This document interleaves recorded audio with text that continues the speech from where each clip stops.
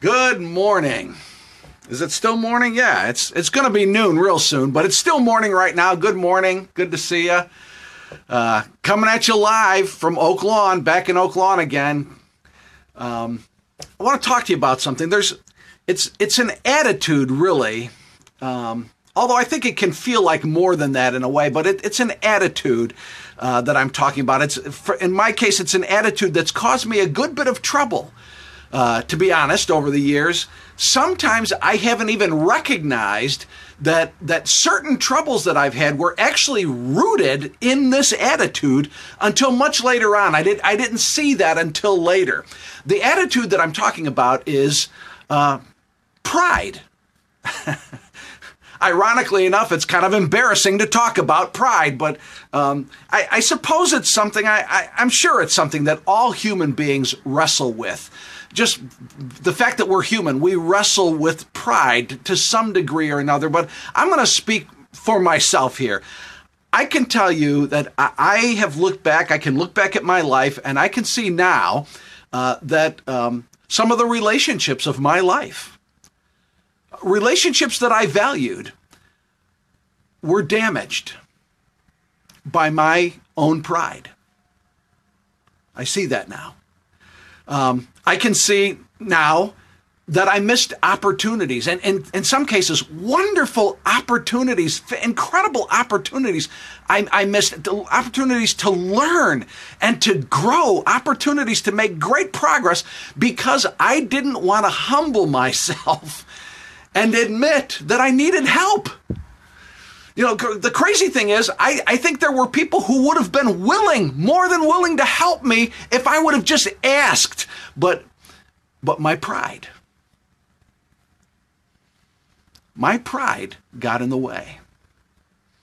I can see now that there were truths about myself that I didn't want to admit. Didn't want to admit it. Recognizing these truths actually would have been very, very helpful for me. Being honest in this way probably would have been a bit painful at the time. Sure. But this honesty actually, in the long run, it would have served me well. It would have been to my benefit. It would have benefited me, but I was too proud to recognize and admit these truths. Pride. I think this is why the Bible advises numerous times, in numerous places, it advises us about the importance and the value of humility. Like, be willing to be humble. Like my picture ought to be there. Hey, Dan, be willing to be humble. And by the way, this is misunderstood sometimes. Humility does not mean tearing ourselves down. That's not real humility. Humility is not like a dislike for ourselves or some sort of odd sabotage of our own selves, of our own lives. That's not humility. That's not real humility. Real humility actually is just it's simple. It's a simple honesty about ourselves. We all have weaknesses. All of us. Nobody can do everything.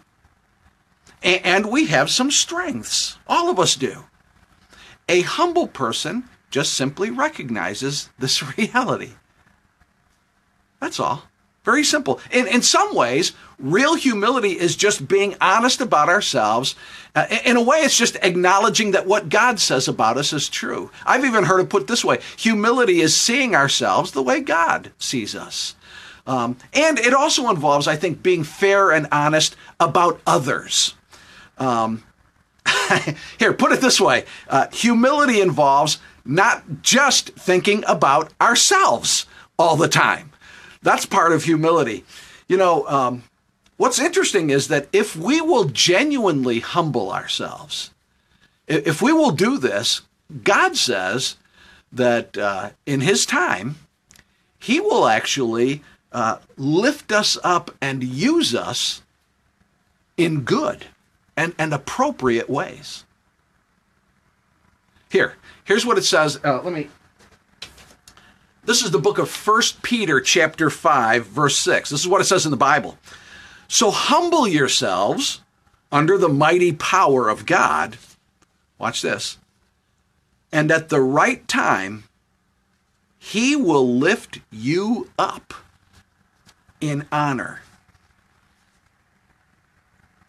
See, that's how it works when it's working right.